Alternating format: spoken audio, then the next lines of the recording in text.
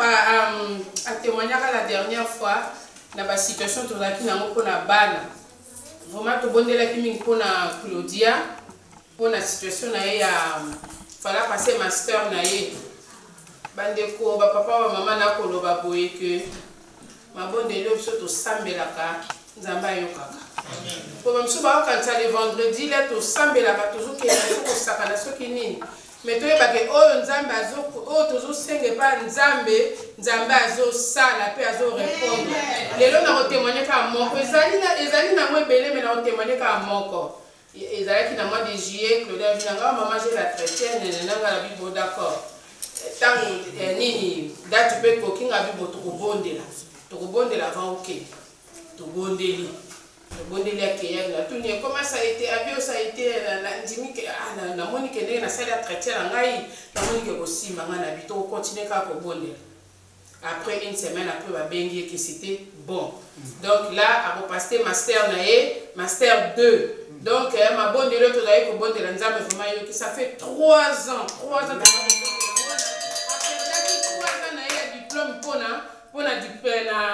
pour la patron, et là pour la patron ça l'alternance. Donc vraiment ça sungi et puis ndenge mama kamunde que zo kende ba bi ke ba ko garder même pour tina musala.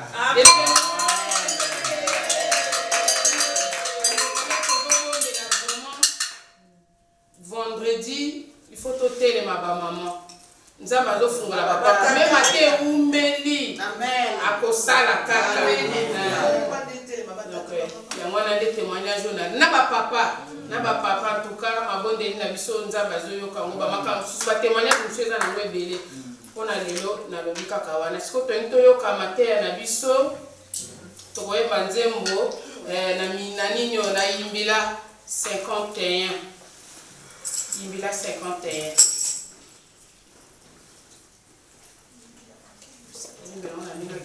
après ok.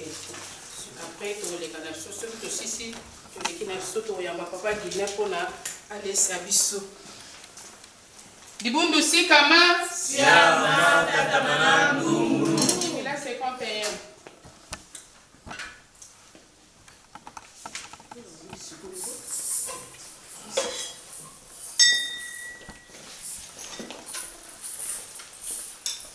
Mononzambi atakwankunde nono ungadia kabantu mulangu tala mafunda mabantu mameni punga na mulangu mononzambi kibekia midaluko kutunga kinatunga kutunga kinatunga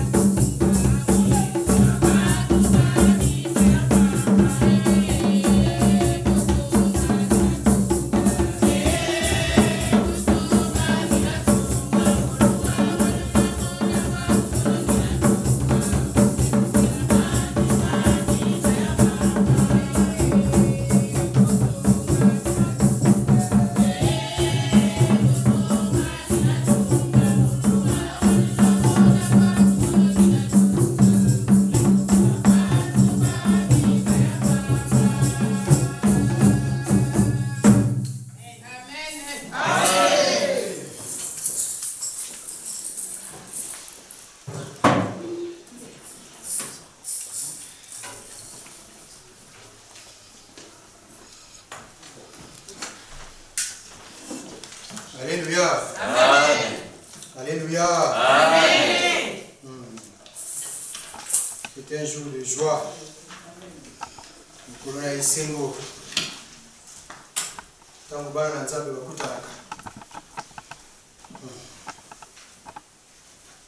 nous avons posa le thème na ngai za na posa na yebela nzambe na ngai vraiment na moi strophe moko ya mokeba oyo bayebi nzembo wana baakompagne vraiment eza nzembo nge balingi te ba oyo bayebi yango bayeba liboso ya kiti na yo toye komibwaka papa na kati na nkembo na yo toye kogumbamela yo nani akotelema nkolo bipa yo telemi yesu yango tokiti liboso kotona nguya mpe na yo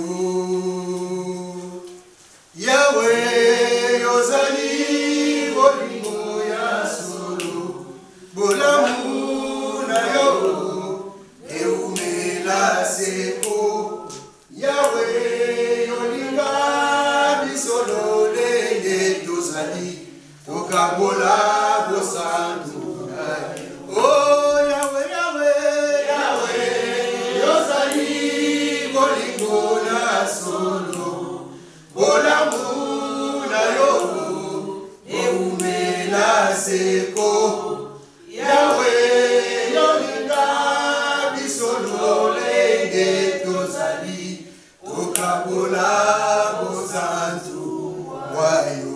Je te bénis, je te rends grâce mon Dieu mon roi pour cet instant si particulier Seigneur que tu nous donnes, celui d'élever ton nom au-dessus de tout nom mon Dieu mon roi. Parce que le seul nom de Jésus-Christ, le seul nom qui nous a été donné dans le ciel et sur la terre, dans lequel nous devions être sauvés, mon Dieu, mon roi. Il n'y a de salut en aucun autre nom, papa. Merci, Seigneur. Il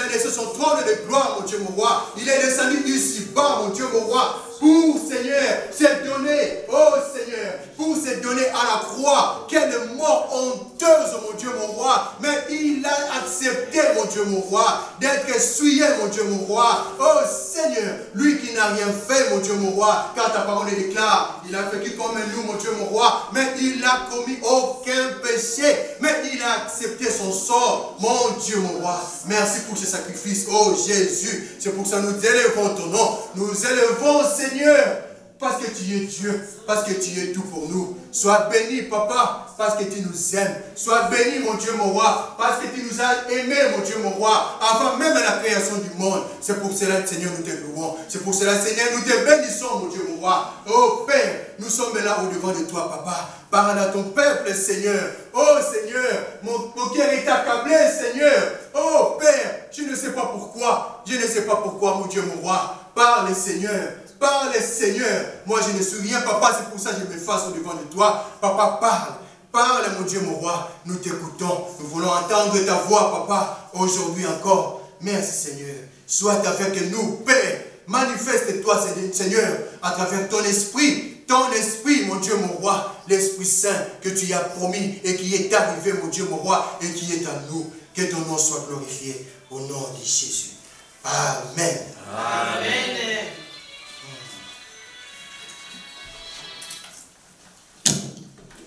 Nous voulons seulement aujourd'hui encore glorifier le nom de l'Éternel et nous rappeler à nous tous que nous sommes enfants de Dieu. Dieu aime quand on se retrouve comme ça, quand on célèbre son nom, quand on élève son nom. Mon Dieu est content et il agrée nos prières, il accepte nos prières, nos offrandes. Que pouvons-nous donner à notre Dieu? Seulement le fruit de nos lèvres qui sanctifie qu'il est Dieu, qui sanctifie son nom. Et en ce moment-là, Dieu agrée et nous répond. Et fait descendre à nous sa gloire. Fait descendre à nous ses bénédictions. Fait descendre à nous toutes les promesses. Toutes les promesses. Parce que Dieu marche avec des promesses, marche avec des alliances. Et il ne se dérobe pas de ses dons. C'est cela que me dit la parole de Dieu. C'est cela que me dit la Bible. En réalité, Dieu a toujours voulu habiter avec les hommes. partager sa gloire avec les hommes, se montrer toujours ensemble avec les hommes, construire avec les hommes. Depuis l'époque d'Abraham jusqu'à Moïse, Dieu n'a cessé, même après que les premiers hommes, bien après que Adam et Ève l'ont trahi, mais Dieu n'a pas cessé de nous aimer. Dieu n'a pas cessé de témoigner son amour en nous depuis ces temps-là. À l'époque de Moïse, il appelle Moïse sur la montagne, il lui dit, construis les temples, mais fais gaffe Moïse, fais gaffe mon enfant, construis ces temples de la même manière, par le modèle que je t'ai montré sur la montagne. Ne te dérobe pas, ni à gauche ni à droite. Construis ces temples de la manière dont le modèle que je t'ai montré sur la montagne. En cela, Moïse, avec l'aide de Bezalel, il a construit ces temples. Car Dieu a mis à cet homme, Bezalel, toute l'intelligence pour qu'il puisse bâtir des choses. Dieu a mis en lui, à cette personne qui n'était rien, Dieu a insufflé à lui son esprit pour qu'il puisse bâtir les tabernacles de Dieu. À cette époque-là, les tabernacles qui symbolisaient la présence de Dieu parmi les hommes étaient transportables. Partout où les enfants d'Israël marchaient, ils avaient avec eux la présence de Dieu. Arrivés dans leur lieu de campement, ils les établissaient. Et les principaux sacrificateurs commençaient à faire des louanges dans l'autel de parfum et pendant les sacrifices. Et Dieu, à chaque instant, a grillé, pardonné tous ces enfants qui étaient dans sa présence. On raconte dans les livres de Nombres qu'un roi philistin voulait attaquer le peuple d'Israël qui était sur la plaine. La nuit, ce roi montait sur la montagne. Et en regardant les enfants d'Israël sur la plaine, il voit une sorte de croix. Parce que Dieu, à chaque fois qu'il déposait les tabernacles, la tente d'assignation, Dieu les a donnés comme instruction, comme ils étaient les 12 tribus d'Israël. Ils devaient se mettre par 4, à l'est, à l'ouest, au nord et au sud, et le temple de l'Éternel, le tabernacle de l'Éternel au milieu. Donc du coup, si on regarde du haut de la montagne, on voit que ça fait le signe de la croix. La croix a déjà été instituée depuis longtemps, mais c'était un mystère caché. Parce que du haut de la montagne, on pouvait voir la présence de Dieu sur la croix. 4 tribus à l'est, 4 tribus à l'ouest, 4 tribus au sud et 4 autres tribus au nord. Cela faisait comme une croix et les tabernacles de Dieu étaient au milieu. Du coup, personne ne pouvait même s'essayer d'attaquer le peuple de Dieu. Tous ceux qui se sont essayés à attaquer le peuple du Seigneur, ils se sont heurtés à la présence de notre Seigneur Dieu. Notre Seigneur, quand il est au milieu de nous, personne ne peut nous toucher. Personne ne peut nous toucher. Amen. Nous sommes souvent ignorants, mes bien-aimés. C'est pour ça que le diable vient. Parce que nous sommes ignorants. Mettons Dieu au milieu de nous. Sa présence au milieu de nous.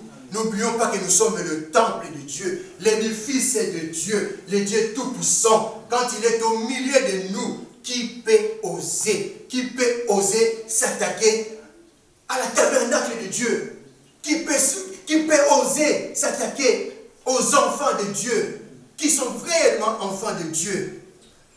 Dans 1 Corinthiens 3,16, prenons nos Bibles. 1 Corinthiens 3,16.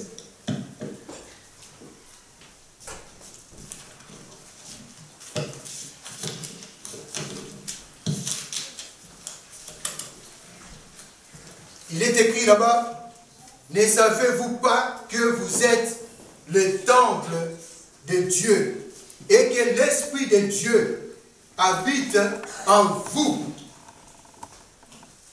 Ne savez-vous pas que vous êtes le temple de Dieu? Ça, c'est l'apôtre Paul qui nous rappelle, qui rappelle à l'église de Corinthe et qui nous le rappelle aujourd'hui, parce que ce message est arrivé à nous aujourd'hui.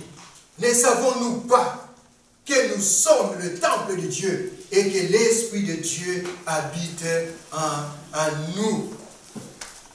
Dieu a renouvelé son alliance avec les hommes à travers Abraham, Moïse, et comme il dit, il fait toujours des alliances et sa présence est parmi nous. On raconte dans la Bible comment à chaque fois que les enfants d'Israël péchaient, à chaque fois qu'ils allaient vers les dieux étrangers, à chaque fois qu'ils allaient vers les dieux païens, la présence de Dieu s'offusquait. Il était triste de voir que ses enfants, qu'il aimait tant d'amour, qu'il aimait de tout son cœur, s'éloignaient de lui. S'éloignaient de lui. Dieu avait mal. Et c'est qu'elle nous rappelle une fois comment, tellement les péchés étaient en augmentation. Les péchés s'étaient accrus au niveau où Dieu ne pouvait plus. Dieu ne pouvait plus regarder de ses yeux ses enfants, ses propres enfants. Il dit au principal sacrificateur, je vais m'éloigner de vous. Rappelle à mes enfants que je suis Dieu. Je suis au milieu de vous. Pourquoi allez-vous vers les dieux étrangers? Pourquoi allez-vous vers les dieux de païens? Pourquoi allez-vous vous agenouiller devant des statuettes? Pourquoi allez-vous? Pourquoi me trompez-vous? Pourquoi mes enfants? Revenez à moi. Revenez à moi. J'ai besoin d'habiter en vous. J'ai besoin de rester, de demeurer en vous. Je suis votre Dieu. Je suis votre Dieu. C'est lui qui vous a fait sortir de l'esclavage et de l'Égypte. Je sais encore moi, car je n'ai pas changé. Mais toutes les paroles de l'Éternel n'ont pas suffi à changer les cœurs des enfants d'Israël. La parole de Dieu dans Ézéchiel dit, l'Esprit de Dieu est sorti du temple et s'en allait tout doucement, comme quelqu'un qui est triste de laisser ses enfants le matin à 5 h du matin. Moi, j'en avais un bébé, aux hôtels ailleurs, pour ça, pour qu'il y ait une nésalité, mais tu regardes, au bimi hôtel, il y a ça pour respirer, à accueillir, juste pour voir si ces enfants vont tourner leur regard vers lui. Ézéchiel nous raconte, c'est vraiment triste. On voit la gloire de Dieu sortir du temple et s'arrêter pendant un moment en regardant avec tristesse comment les enfants de Dieu étaient en train de se comporter au-devant de leur Dieu, au-devant de Dieu, le Dieu vivant, le Dieu d'Israël. C'était triste de voir. Quand on lit ce passage, on a même mal de voir que Dieu, tellement qu'il est compatissant, tellement qu'il est miséricordieux, Dieu ne voulait pas quitter ses temples, ne voulait pas quitter ses enfants, parce qu'il savait après, ils n'auront plus de protection. Parce que le Dieu sur qui il comptait n'était pas fort, parce que c'est des dieux même qui étaient fabriqués par les mains d'hommes. Les gens se faisaient confiance entre eux. Ils ont abandonné l'Éternel.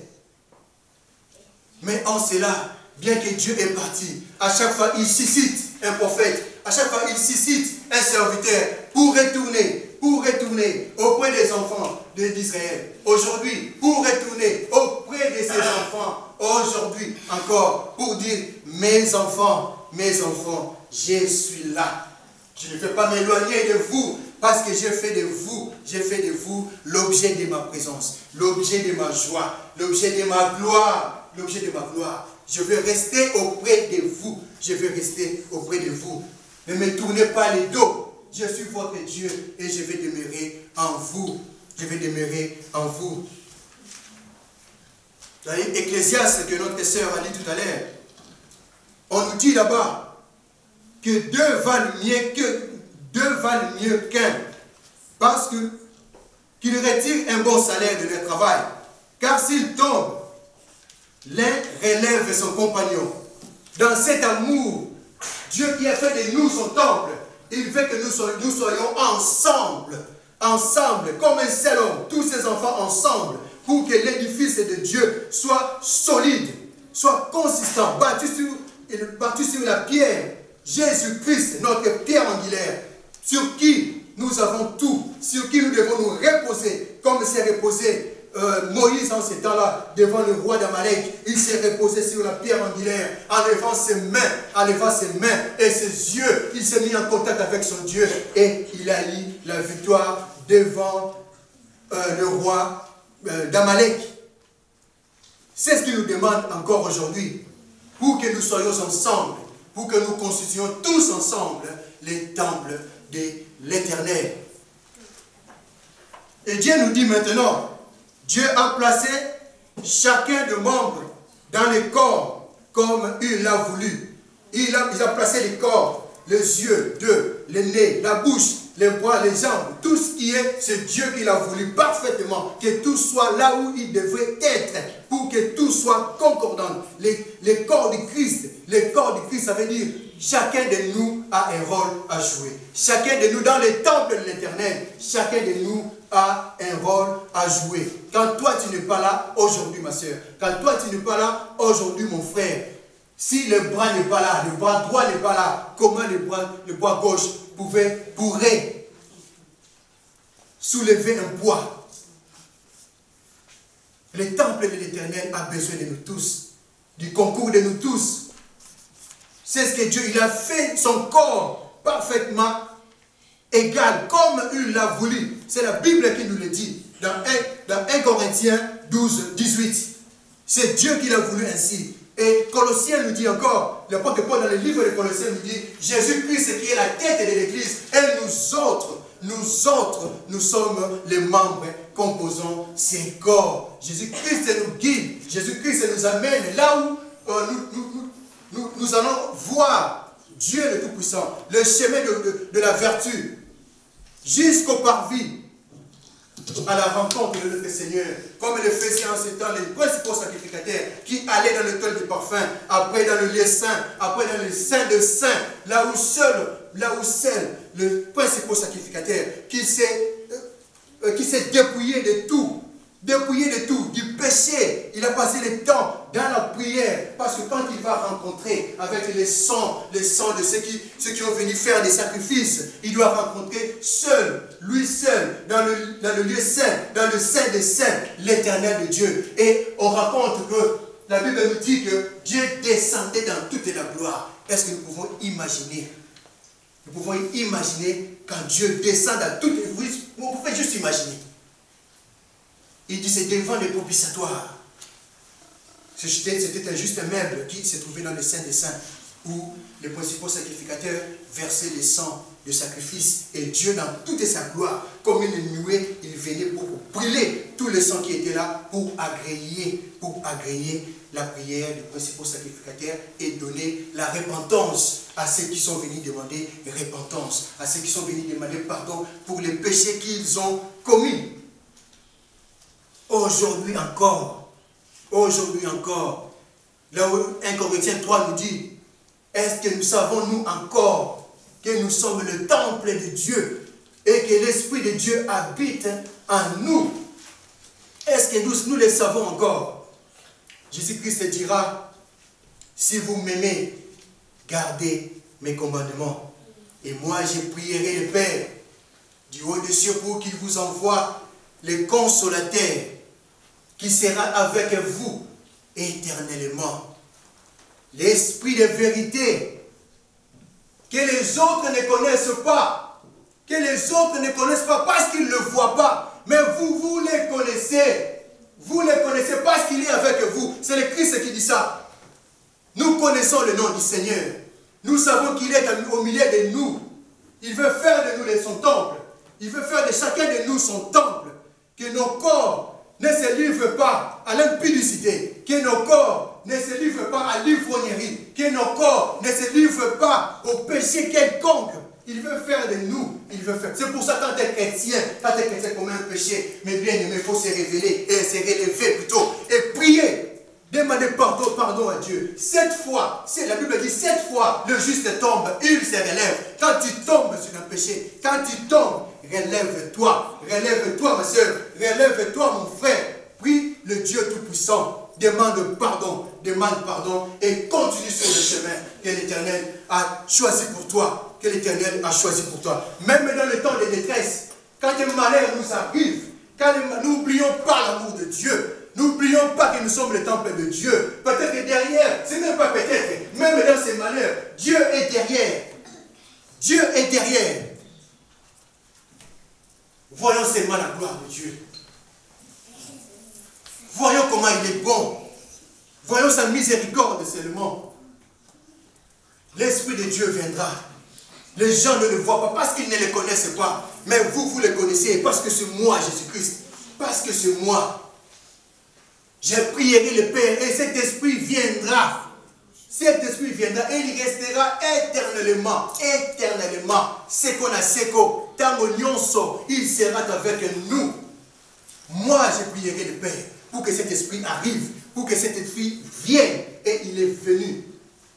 Seulement, si vous m'aimez, gardez mes commandements. Gardez mes commandements. Et cet esprit de vérité viendra. Et il est venu. L'esprit. À la fin, il dit, je ne vous laisserai pas orphelins. Je ne vous laisserai, c'est dans le livre de Jean 14, 16 à 19. Je ne vous laisserai pas orphelins. Je viendrai à vous. Je viendrai à vous. Après avoir dit que j'enverrai l'esprit. Il dit lui-même que je ne vous laisserai pas orphelins. Ce qui veut dire que le Saint-Esprit lui-même, c'est Dieu lui-même. C'est Jésus-Christ lui-même. C'est lui qui est monté, c'est lui qui est descendu, il a fait des dons. C'est lui qui est monté, c'est Christ. C'est lui qui est descendu, c'est l'Esprit Saint. Et il a fait des dons dans son église. Éphésiens 4 et 11.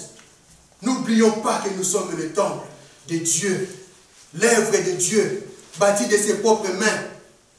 Quel rapport, Dieu dit encore, entre les temples de Dieu et les idoles?